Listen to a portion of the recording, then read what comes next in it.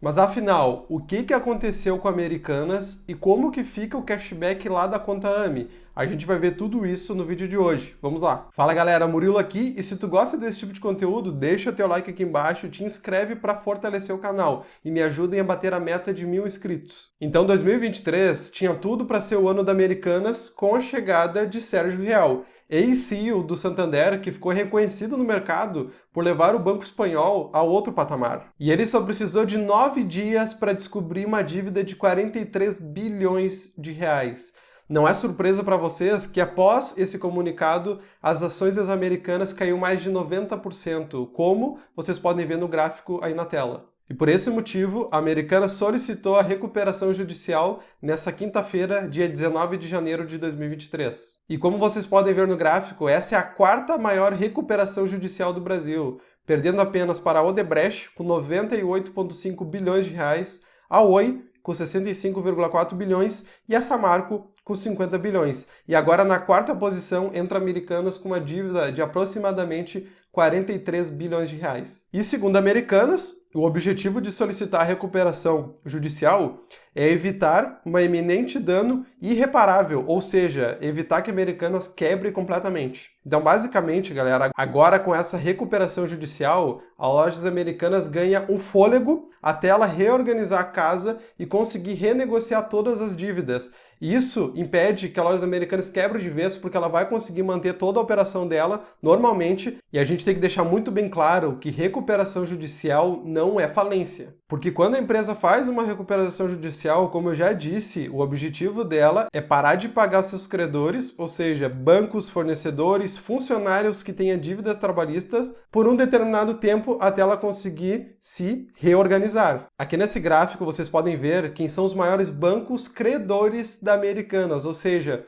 quais são os bancos que mais emprestaram dinheiro para Americanas. A gente tem em primeiro lugar o Bradescão, com 4,8 bilhões de reais, Santander com 3,7, que por coincidência é o banco que o Sérgio Rial trabalhava, né? Ele era CEO do Santander. A gente tem o Itaú com 3,4 bilhões, o Safra com 2,5 bi, BTG com 2 bilhões, Banco do Brasil com 1,3 bilhões, Daicoval com 600 milhões e BV com 400 milhões. Como eu disse para vocês anteriormente, o BTG conseguiu bloquear 1,2 bi, ou seja, muito perto da dívida dele ali de 2 bilhões de reais. Então ele já conseguiu garantir ali que se caso algo dê errado, ele já vai ter uma gordura ali para cobrir uma parte dessa dívida. E lembrando que os outros bancos não conseguiram essa mesma decisão da justiça, justamente porque a empresa entrou com uma recuperação judicial, que impede com que os bancos congelem o patrimônio da empresa. Agora a gente vai falar um pouquinho sobre essa dívida, tá? Então, essa dívida de 43 bilhões de reais é uma inconsistência em lançamentos contábeis nos balanços corporativos da empresa.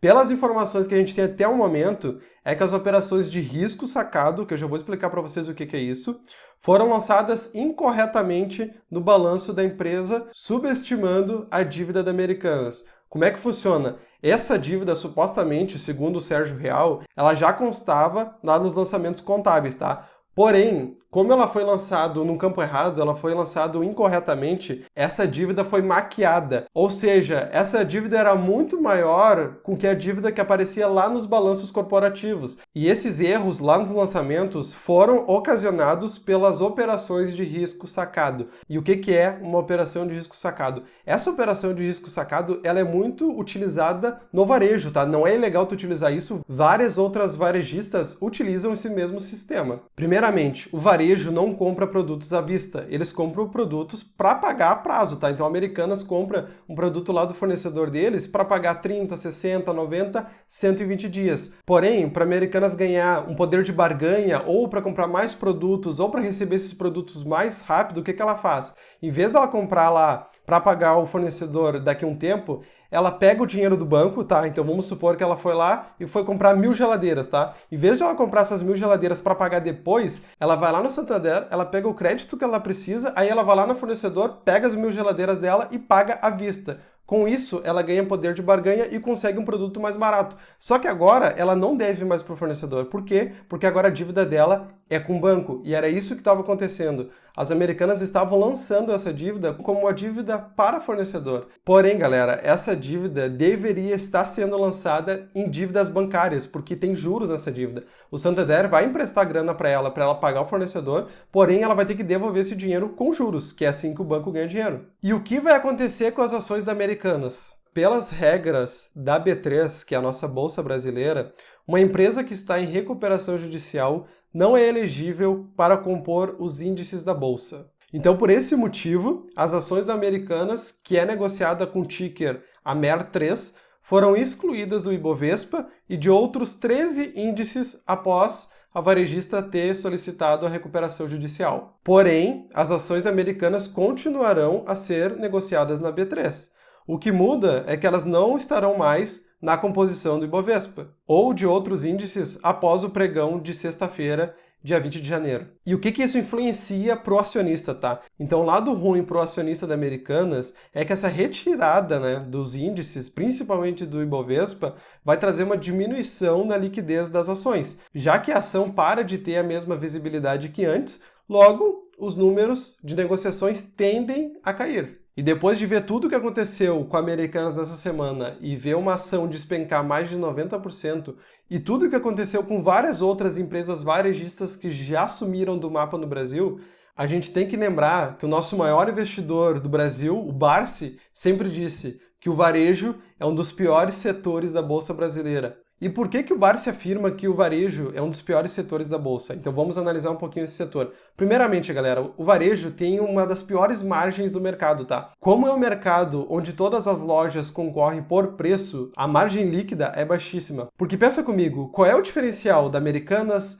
Mercado Livre, Casas Bahia, Amazon? É preço, né, galera? Por quê? Porque todas vendem o mesmo produto, exatamente o mesmo produto, diferente de outros ramos que tu tem como se diferenciar. Se a gente pegar, por exemplo, o ramo da moda, tu tem como fazer algo diferente porque tu pode produzir a tua própria linha de roupa. Ou seja, tu não está vendendo a mesma coisa que todo mundo está vendendo. No varejo, todo mundo vende o mesmo produto. Então, aquela geladeira que tu está procurando lá na Americanas, tu vai achar a mesma geladeira na Casas Bahia, na Amazon, no Mercado Livre. Então, tu vai escolher o teu produto com base exclusivamente no preço. Então, por isso que a margem é extremamente baixa, porque a competição é muito grande. E segundo o site Status Invest, a margem líquida da Americanas é de 0,15%. O que isso quer dizer? É que a cada R$1.000 que a Americanas vendeu, ela tem de lucro R$1,50, e isso é extremamente baixo. E é impossível uma companhia ser sustentável e lucrativa a longo prazo com uma margem tão baixa. O próximo ponto é a baixa fidelidade dos clientes. Por quê? Porque todo mundo está em busca de preço. O cliente não tem fidelidade porque justamente tu vende a mesma coisa que o teu concorrente. Então, por que o teu cliente vai ser fiel a ti se tu está vendendo a mesma coisa que o cliente lá da esquina? Então, ele vai escolher simplesmente o menor preço.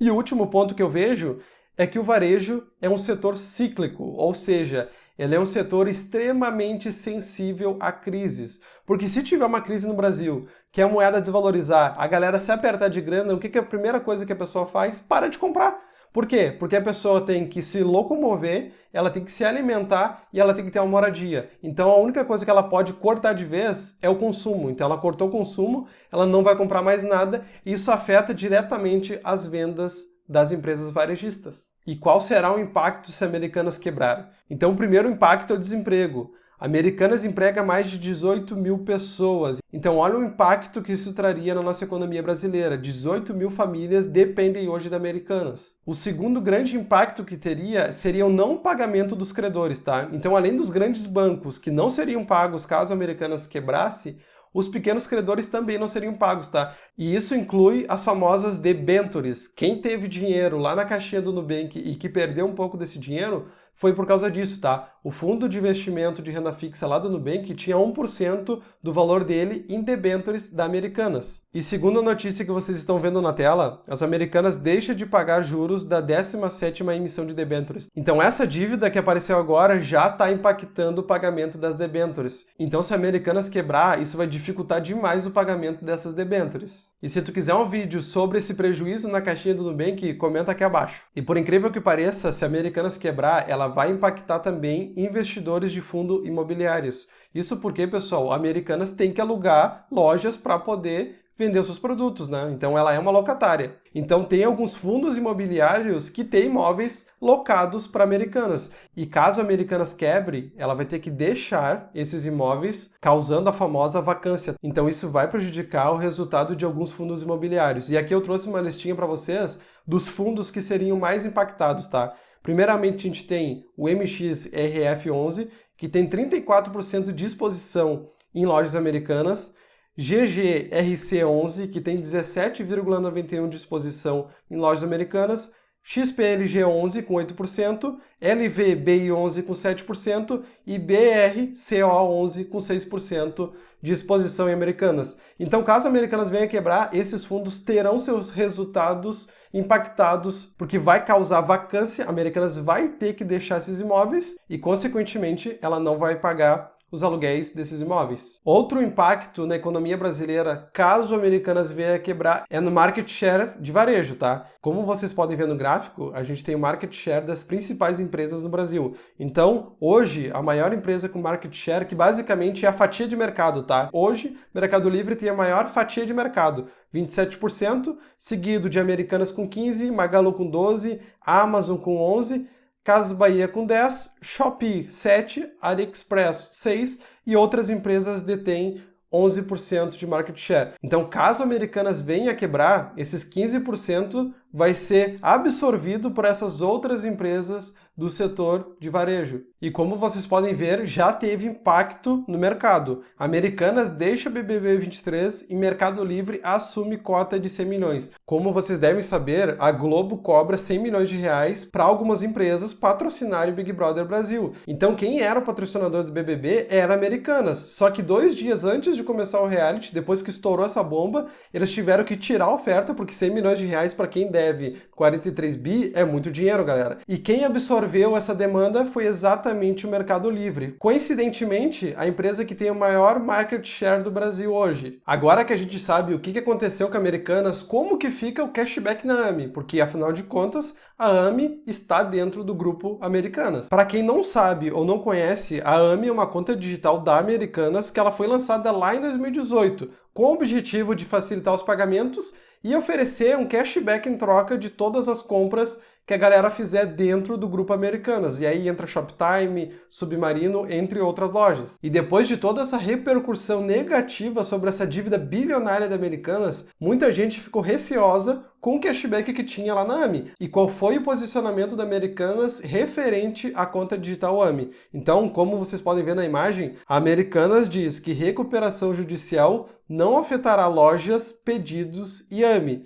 Empresa diz que acionistas de referência pretendem manter funcionamento de lojas físicas, canais digitais, AMI e marcas do grupo. Então, galera, o que dá a entender é que esses acionistas de referências vão injetar um capital na empresa para manter funcionamento normal e as operações do grupo Americanas. E quem são esses acionistas de referência? Nada mais, nada menos que Jorge Paulo Lemann, Marcel Telles e Carlos Alberto Sicupira. E para quem não sabe, eles são os donos da gestora de investimentos 3G. E além de Americanas, eles têm participação na Ambev e também na Kraft Heinz. Então, basicamente, a ideia deles é emitir novas ações para injetar dinheiro na companhia para manter as operações. E segundo os credores, esse valor deveria ser superior a 10 bilhões de reais para conseguir manter as operações da Americanas em dia. Outra notícia que está rolando é que a carteira digital AMI pode ser capitalizada, ou seja, eles estão procurando novos sócios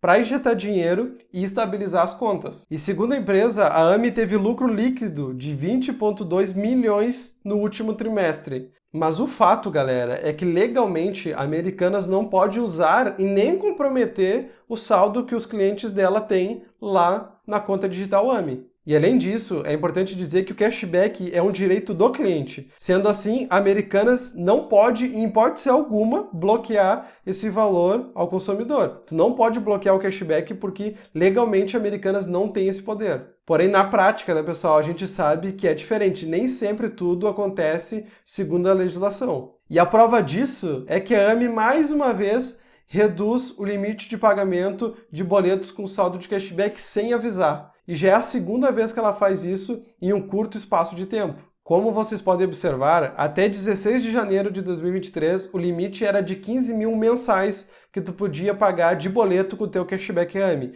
E após o dia 16 de janeiro, esse limite caiu para 5 mil reais. E a partir de sexta-feira, 20 de janeiro, o limite caiu para 1.000 reais. Então, resumo da história. Lá do dia 16 de janeiro, a Americanas cortou esse limite em 66%, porque caiu de 15 para 5. Agora, após o dia 16 de janeiro, ela cortou em 80%, porque caiu de 5 para 1.000 reais mensais. Então, na data de hoje, tu só consegue pagar 1.000 reais mensais de boleto com teu cashback. Então, galera, como a gente não tem como prever o futuro da Americanas, a gente não sabe se ela vai sobreviver a essa recuperação judicial ou se ela vai quebrar daqui 1 mês, 2 meses, 1 ano, a minha única sugestão que eu posso te dar é diminua o teu risco. A única coisa que tu pode fazer é diminuir o risco diante Americanas. E como tu vai diminuir esse risco? Utilizando o cashback que tu tem lá. Então, se tu tem muito cashback, porque na Black Friday teve muita gente que acumulou um saldo muito expressivo de cashback,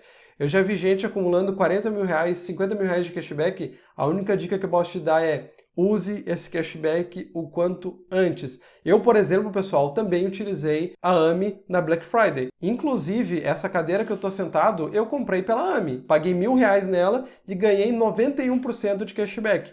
Ou seja, paguei 1.000 reais e ganhei 910 de cashback. Então essa cadeira saiu por aproximadamente 90 reais. E eu já utilizei meu cashback porque eu quero reduzir o meu risco diante Americanas. Então, se tu tem um valor expressivo de cashback, dá um jeito de diminuir esse valor o quanto antes, que assim tu vai diminuir a tua exposição ao risco. Porque isso é a única coisa que tu pode controlar. Tu não pode controlar que a Americanas vai quebrar ou não, que a AME venha quebrar ou não. Mas tu pode controlar o que tu vai fazer diante dessas notícias que a gente tem disponível. E agora, dando a minha opinião pessoal, eu não quero e não torço que a Americanas quebre, porque mais de 18 mil famílias dependem da Americanas. E caso ela quebre, é um efeito em cascata, porque ela tem 18 mil colaboradores, que são pessoas que serão impactadas diretamente. Porém, a gente não tem noção do número de pessoas que serão impactadas indiretamente, porque tem toda a questão de logística, tem a questão dos credores que não irão receber essa grana, então ela vai impactar negativamente muitas pessoas. E a gente jamais vai querer que uma empresa quebre no Brasil. Então a gente fica na torcida que a diretoria da Americanas ache uma forma de sair dessa e que utilize essa recuperação judicial da melhor forma possível e que continue as operações normalmente. E antes da gente pensar que é impossível da Americanas conseguir pagar essa dívida e não quebrar, a gente pode lembrar de uma empresa que estava numa situação muito pior que a Americanas e que conseguiu sair dessa, que é o caso da Oi, que teve a segunda maior recuperação judicial do Brasil, em 65 bilhões de reais, ou seja, 20 bilhões a mais que a Americanas, conseguiu sair da recuperação judicial após 6 anos.